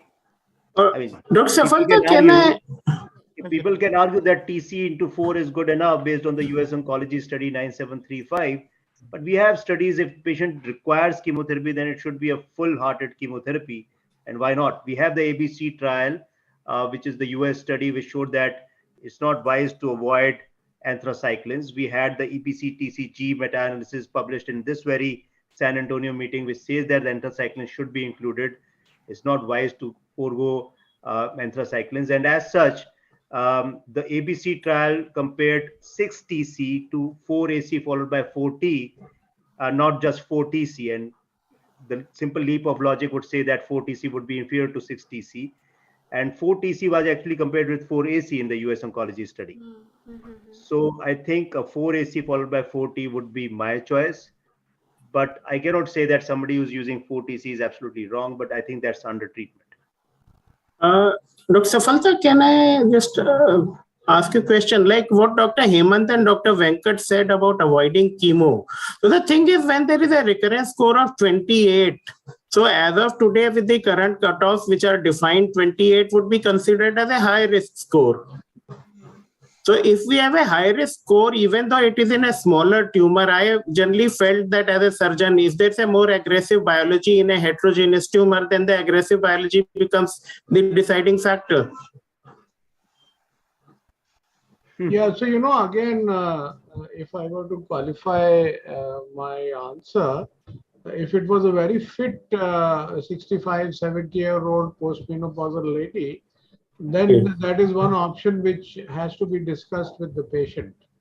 Okay. Yeah. Hemant sir, obviously we'll have to discuss the report with the patient and give them the option. I would err on the side of 4 TC. Yeah. Okay. So we'll quickly go through the rest of the two cases. She's a premenopausal lady, now younger age, two tumors, one is 2.5, another is 2 centimeter, strong ER/PR positive, now one lymph node positive. So this is a younger patient. So would you like to advise any genomic testing in this patient? She's young, she is having lymph node positive. So Dr. Neeta, please. So Safalta, again, we don't use the Oncotype DX as often. Any other gene assay? Like I said, so we don't use gene assays for that matter. A lot of it depends on our IHC and biology. So I'm not going to be speaking out of experience on this, but literature-wise, could you consider it? Yes, you could consider it. Again, and I would say this more as a surgeon than looking at it as an oncologist, you'd want to know what the burden of disease is and what the size of that met in that lymph node is to be able to take that forward as to deciding whether you want to consider a genomic assay or consider chemotherapy directly. Dr. Neeta, if I can ask, say, if we are talking of avoiding chemotherapy in a node positive patient, so short of a genomic assay, I don't think you would consider avoiding chemotherapy based on IHC4. Absolutely. Yeah. I think in a node positive patient, if she doesn't want to discuss, she wants to discuss avoiding chemotherapy, it will have to be with the help of a genomic assay. There's no Not question. otherwise. Yeah. Dr. Manish, this patient is, we advised genomic assay, we advised Oncotype DX, and the recurrence score was 17. So how you will further manage in this patient, whether you'll advise chemotherapy or not? 17. And she's node negative? Node positive. One node positive. Node positives. Yeah. Score 17, premenopausal. Certainly, chemotherapy on. Yes. So we advised chemotherapy, but she refused, and 7 years. Oh, she refused chemotherapy? Okay. Yes. Then perhaps hormone therapy, ovarian ablation and ovarian suppression and letrozole or AI. Yes. Dr. Safalta, I can only sort of raise this issue that if a patient refuses chemotherapy, then probably that issue patient should clarify before the test is sent. That if after the results of the test also chemotherapy is indicated, and patient has a change of mind before and after the test. Arun, that was the point I was trying to make. There are 3 groups of patients. Yes. Only the ones who are sitting on the fence, you really need all these. Yes, absolutely. If the patient doesn't want to take chemotherapy, then again the test may not be worthwhile. Yes. So patient can take decision anytime, even if the day prior to the chemotherapy they will say, we are not coming. You cannot do anything. I think, Dr. Safalta, we should now try to close. Just last case, so I'm not going into details of the one last case, that is I actually want to know about from the panelists what you will be doing with this patient. Like 48-year-old male patient, invasive ductal carcinoma, tumor size of 1.8 centimeter with Ki67 of 20 to 25%. Now, grade 2, that is PT1C, sentinel node was negative. So, whether you will advise, do you have any experience of on giving genomic assay, advising genomic assays in these patients? Dr. Vinay, please. Male No, patient. I don't have, but I would. I mean, I think I would just treat it this way at normal breast cancers. Okay. So we advised, and the genomic recurrence score was 20 in this patient. So, how we will further proceed further in the management of the patient? Dr. Manish? There's no concept of menopausal in this. I'm That's confused. what males never have menopause. So I'm confused. I think I will. The patient is young, so it's. I think I would. He's 48-year-old male. I would also like to do BRCA mutation status. That's very important to do. And in case a BRCA mutation status is positive, I think I would favor chemotherapy over not doing chemotherapy. But there's no answer to this. No good answer to this. Dr. Manish, why should a BRCA status affect your chemotherapy decision? So, sir, we know that BRCA mutation positive patients have slightly more aggressive disease as compared to BRCA mutation negative disease, and we know that they are more chemosensitive as compared to those who are even with this biological profile. Even with this biological profile, yes. This patient had one paternal aunt and a very strong family history of the breast cancer. No, that is okay. So the BRCA status is indicated. I'm saying with this ERPR report, whether chemosensitivity would be affected by the BRCA or biology. That is what we understand of BRCA mutation positive patients. They have slightly more aggressive course, despite having a ERPR strongly positive histology. And okay. So I think with that, I would like to do chemotherapy for whatever benefit is. Full ACNT. Full T. Yeah, when you do chemotherapy, do full-heartedly. Okay, so with this, we will end our panel discussion, and it was. But I would be happy to know what others think, because there's no clear answer. Anybody who's having differing thought about this patient? Dr. Venkat could be there. I would give chemotherapy. The same concept has to be used. Patient is premenopausal, male premenopausal, so same concept.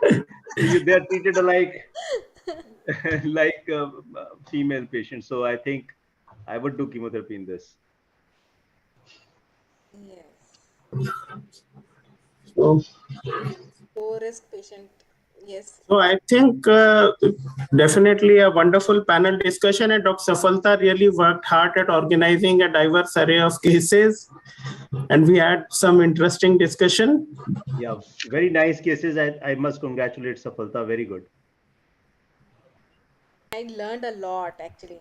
In fact, in last 10 days only, I have learned all these genomic assays.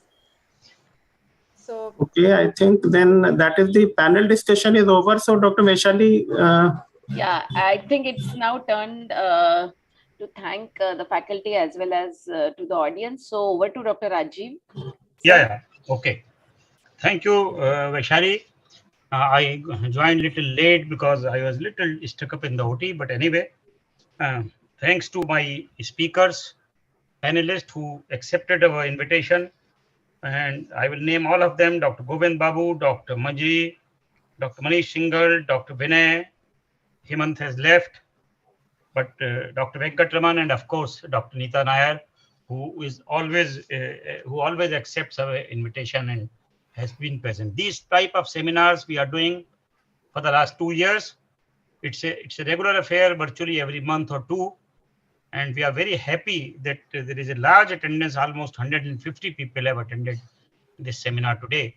I thank you all, as well as all the delegates, because without the delegates, I think any meeting is incomplete. So once again, I thank you all, and I will be expecting all of you to cooperate again, and whenever we invite you to accept our invitation and join. Thank you all. Thank you. Thank you. You said. Thank you for having us. Thank you. Thank you, and a very good night to all of you. Thank you, Dr. Manjari. Thank you, Dr. Arul and Dr. Vaishali, for really having me, and Dr. Rajeev. It was a pleasure. Thank you. Thank you. Thanks, Dr. Deepa. Thanks, Dr. Thank you. Manish. Thank you. Thank you, ma'am. Thank you. Thank you.